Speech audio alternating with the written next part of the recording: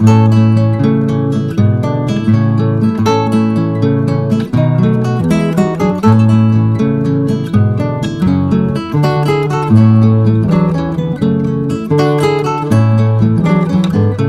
vous salue, chers frères et sœurs, dans le nom précieux de notre Seigneur Jésus-Christ, et je vous souhaite la bienvenue à cette plateforme qui s'appelle « Entrer dans la perspective divine ».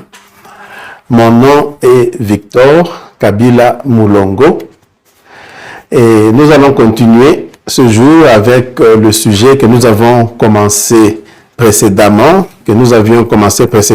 et qui s'intitule « Les actions requises de foi ».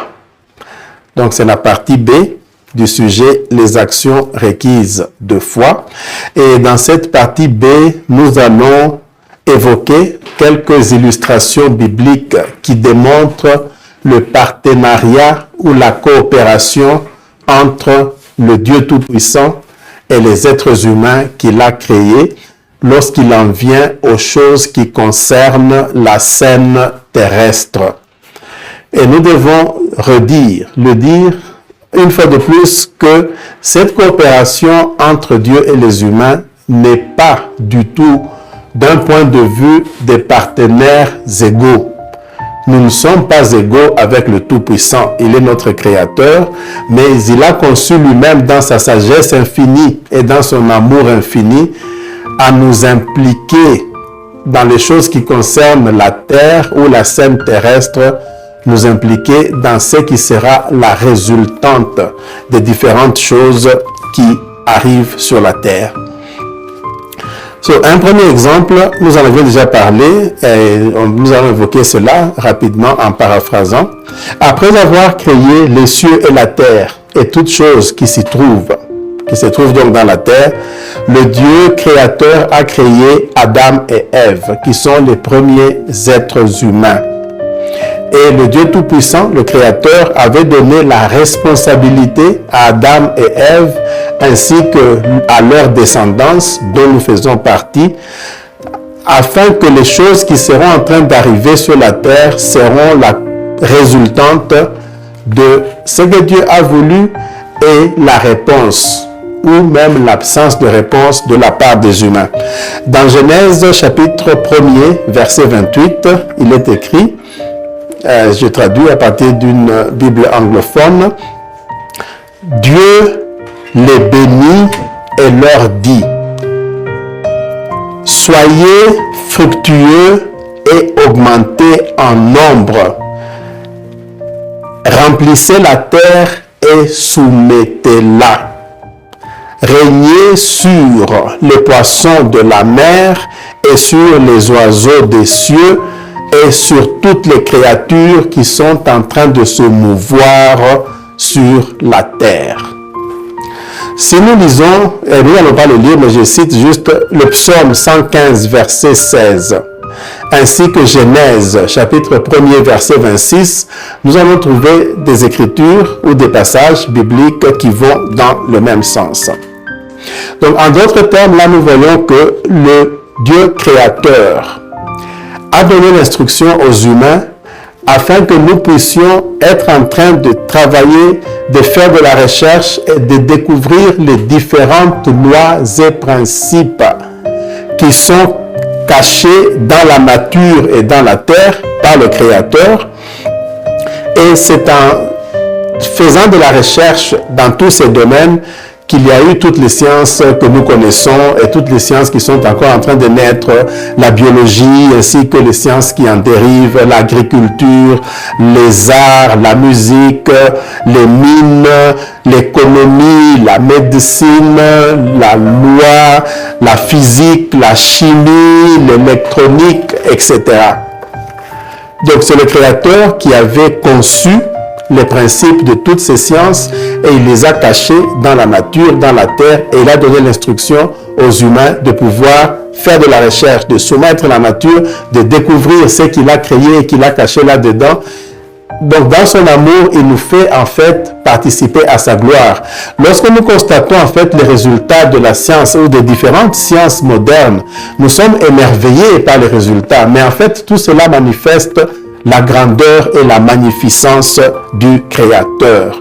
Et il a voulu qu'il y ait une certaine coopération entre lui-même, le Créateur qui a tout conçu, et nous les humains qui font partie de ces créatures pour pouvoir découvrir ce qu'il a mis dans la terre.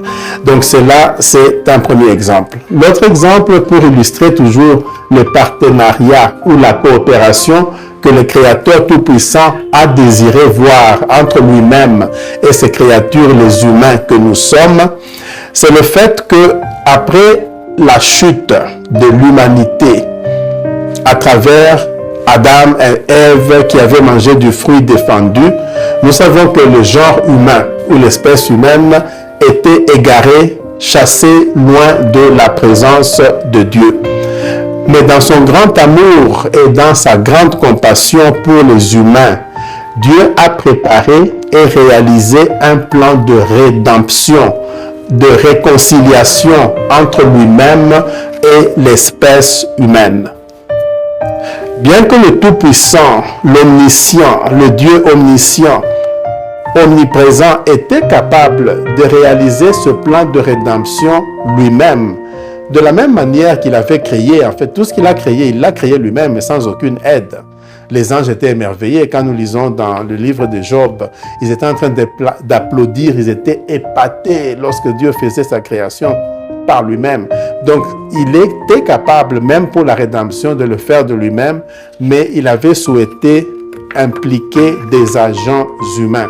C'est ainsi qu'il avait commencé pour l'œuvre de la rédemption par choisir un être humain, Abraham, dont les descendants donneraient naissance à un peuple particulier, le peuple d'Israël, à partir duquel la personne qui est 100% divine et 100% humaine, qui est Jésus-Christ de Nazareth, naîtrait sur terre. Bien qu'il existait déjà de toute éternité, dans l'éternité passée, comme étant le Fils éternel de Dieu le Père. Pour son incarnation, pour l'incarnation du Seigneur Jésus-Christ, l'incarnation donc dans la chair humaine, il avait fallu la contribution d'un être humain qui était Marie, la mère de Jésus, mais il fallait aussi la contribution de Dieu, le Père, à travers son Saint-Esprit, et c'est ainsi que le Seigneur Jésus-Christ était né ou incarné sur la terre. Donc cela, une fois de plus, démontre cette coopération ou ce partenariat que Dieu a choisi d'établir entre lui-même, le Tout-Puissant, et nous, les êtres humains. Même pour les autres objectifs ou les autres missions que Dieu souhaite réaliser sur la planète Terre, nous y voyons que Dieu a choisi d'impliquer les êtres humains. Quand nous lisons dans Ésaïe chapitre 6, verset 8, il y est écrit, à partir d'une traduction anglaise, et c'est le prophète Ésaïe qui est en train de parler, « Et j'ai entendu alors la voix du Seigneur qui disait, « Qui allons-nous envoyer? Qui va aller pour nous? » Et je répondis, et c'est le prophète Ésaïe qui parle, « Me voici Seigneur, envoyez-moi. » Donc nous voyons le Seigneur était dans le besoin, entre guillemets, qui n'est pas un vrai besoin, mais pour la scène terrestre, il a choisi qu'il faut qu'il y ait un humain qui contribue. Il a demandé, mais qui va aller pour nous? Qui va aller réaliser cette mission-là pour nous? Ésaïe s'est porté volontaire. Il a dit, me voici, envoie-moi Seigneur. Donc coopération ou partenariat entre le Dieu Tout-Puissant et l'être humain. Excusez-moi. Même dans les cas où Dieu a parlé ou a donné une prophétie, nous en avons parlé dans la partie A, nous avons vu que pour la réalisation des prophéties divines prononcées par Dieu lui-même, nous avons vu dans le cas de Daniel qu'il avait fallu qu'il commence à prier dans Daniel chapitre 9, versets 2 et 3, pour la réalisation de la prophétie prononcée par Dieu à travers Jérémie. Il avait fallu que Daniel commence à prier et à jeûner et à se revêtir de sackcloth, comme on l'appelle en anglais, c'est-à-dire qui sont donc les vêtements en sac, et puis aussi à se couvrir de la cendre comme un signe de s'humilier devant le Seigneur. Donc il avait fallu toute cette réponse de la part d'un agent humain afin que la prophétie que le Seigneur avait prononcée par Jérémie puisse se réaliser. C'est le choix du Créateur. Nous l'avons vu également à propos du prophète Élie, où après avoir prophétisé qu'il ne pleuvrait pas sur toute la terre, 3 ans et demi après, lorsqu'il fallait que la pluie revienne, Dieu a parlé à travers le même prophète de dire au roi Ahab que la pluie va revenir, mais pour que cette pluie revienne, il avait fallu que le même prophète qui avait reçu la prophétie puisse monter sur la montagne de Carmel et prier 7 fois, afin que cette prophétie puisse se matérialiser sur la terre. Donc, c'est un choix du Tout-Puissant, du Créateur, pour qu'il y ait un partenariat entre lui-même et nous, les humains. Nous savons aussi l'exemple du salut, que le Seigneur Jésus a accompli toute l'œuvre rédemptrice, mais pour en bénéficier, nous devons répondre. Nous devons répondre par la foi en Jésus-Christ. Et il y a une vidéo que nous avons présentée, on peut y référer concernant le processus de salut, où il est question de répondre, donc des actions par lesquelles nous répondons en manifestant notre foi envers le Seigneur Jésus-Christ. Éphésiens chapitre 2 verset 8 nous dit « C'est par la grâce que vous avez été sauvés, par la foi. Cela ne vient pas de vous-même, c'est un don qui vient de Dieu. » Donc nous savons que le salut, c'est par grâce, c'est un don de Dieu, mais nous voyons aussi, même dans la présentation précédente à laquelle j'ai fait allusion, il faut une réponse de la part des humains, réponse par la foi pour pouvoir bénéficier du salut. Alors, 2 Corinthiens, chapitre 6, verset 1er, il y est écrit « Comme coopérants », je suis en train de traduire d'une version anglophone ici, donc comme des personnes qui sont en train de coopérer avec Dieu. Nous vous encourageons à ne pas recevoir la grâce de Dieu en vain. Ce qui signifie que la grâce de Dieu est là, mais il peut se faire que nous ne puissions pas en bénéficier. Ça signifie que nous puissions la recevoir en vain, c'est-à-dire sans efficacité, sans effet, si nous ne répondons pas. Donc la grâce de Dieu ne signifie pas qu'il n'y a pas d'action à faire, il n'y a rien à faire, mais nous devons pouvoir répondre par des actions de foi, afin que cette grâce puisse être active et efficace dans nos vies. Dans l'évangile de Luc, chapitre 11, verset 9, il est écrit « Je vous le dis », c'est le Seigneur Jésus qui parle, « Demandez et il vous sera donné. Cherchez et vous trouverez. Frappez et l'on vous ouvrira. » Le Seigneur Jésus n'a pas dit « Ne vous en faites pas », puisque là, il était encore sur la terre. « Quand j'aurai fini mon œuvre rédemptrice, vous n'aurez pas besoin de demander. Les choses vous seront données automatiquement. Vous n'aurez pas besoin de chercher, car vous trouverez automatiquement. Vous n'aurez pas besoin de frapper à la porte, car la porte vous sera ouverte automatiquement. » Le Seigneur Jésus n'a pas dit cela, mais il a dit que vous devez faire votre part. J'ai fait ma part de l'œuvre rédemptrice. Tout est fait, tout est prêt pour votre bénéfice, mais vous devez répondre par des actions de foi. Là où il est question de frapper, là où vous avez besoin que la porte s'ouvre pour vous, frappez à cette porte-là. Là où vous avez besoin de trouver, faites la recherche, cherchez afin que vous puissiez trouver. Quand vous avez besoin de quelque chose, demandez cette chose-là afin qu'elle vous soit donnée.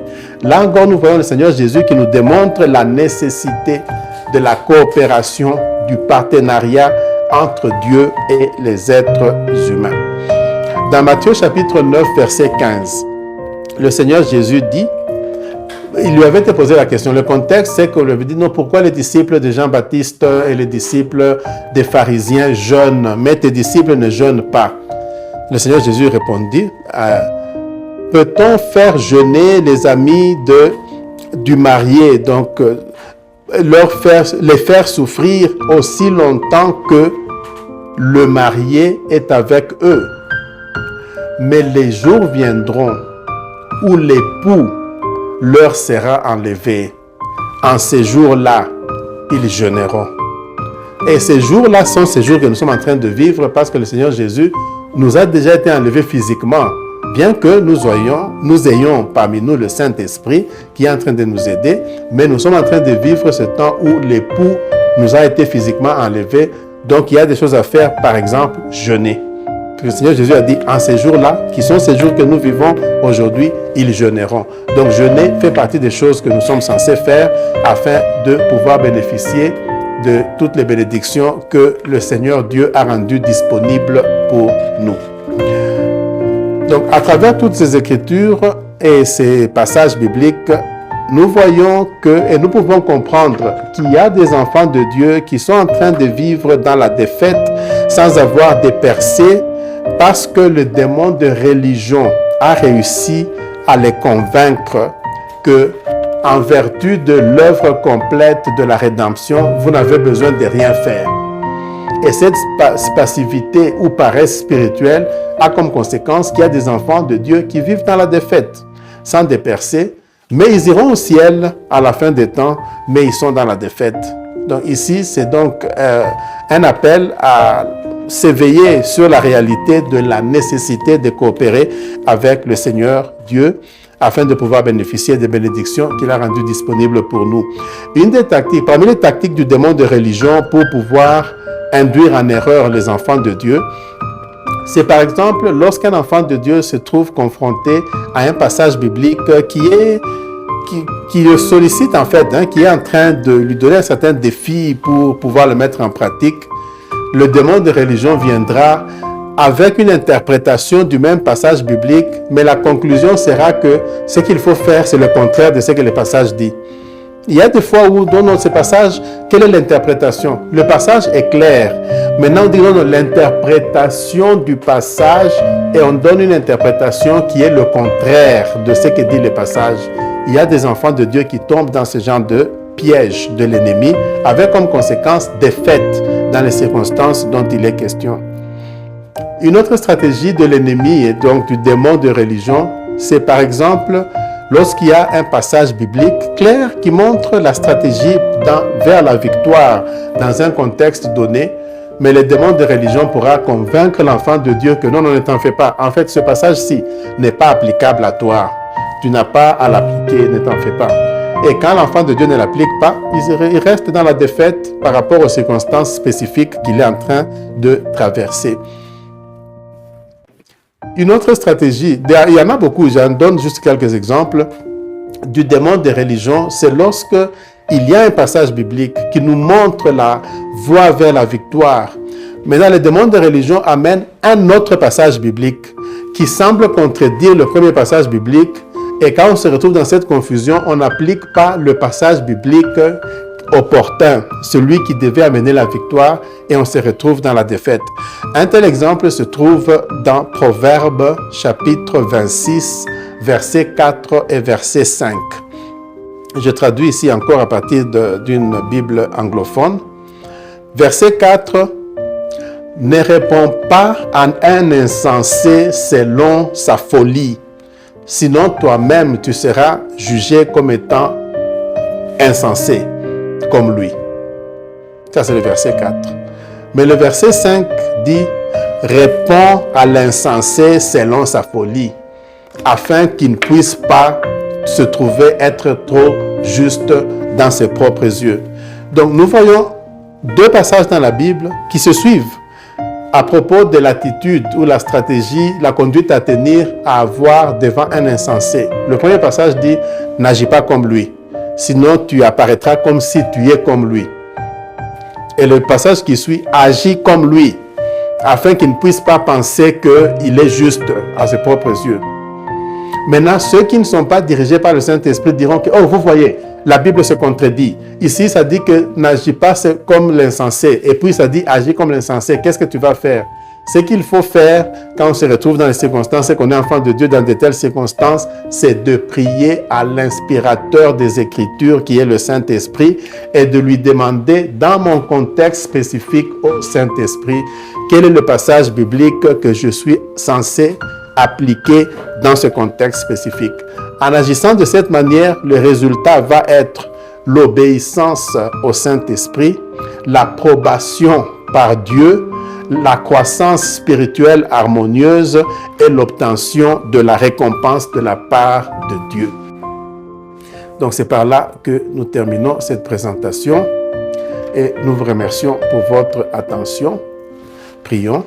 Seigneur notre Dieu, merci de nous rappeler et de nous enseigner que nous avons besoin de répondre par des actions de foi dans les circonstances de notre marche avec toi et que nous avons besoin de coopérer avec toi dans les circonstances de notre marche sur la terre et que cette coopération n'est pas d'un point de vue d'ego parce que nous ne sommes pas et ne serons jamais égaux avec toi, le Tout-Puissant, notre Créateur.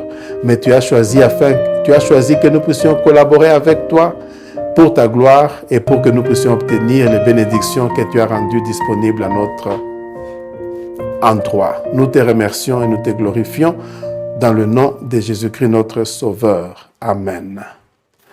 Je vous remercie pour votre attention. Au revoir et à la prochaine.